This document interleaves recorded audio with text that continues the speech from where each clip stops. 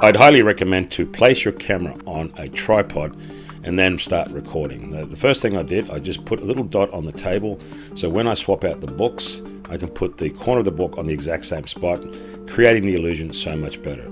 Using my preview scrubber, you can see me coming in, swapping the books and back out. So what I want to do first is actually get rid of all the unwanted footage. So right now my clip is highlighted. I'm going to unhighlight that. I'm going to drag my preview scrubber to the point where I see myself coming in. I hit the S on the keyboard, drag where I'm about to walk back out, here, S on my keyboard.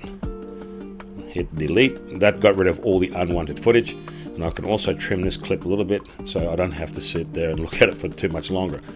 Okay, so now I've got the transition here and I want to create the morph. Simply done, go into your transition folders, hit M, and then you'll see here morph, click and drag. You can have a preview of that as well to see what that looks like.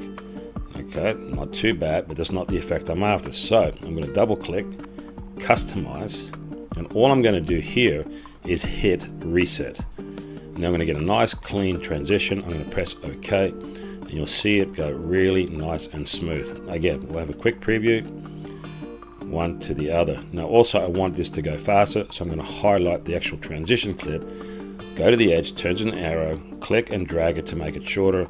I prefer around about the 19-20 frames, and let's do the same thing again. Let's have a quick preview. And that is the effect I wanted. And as always, thanks for watching.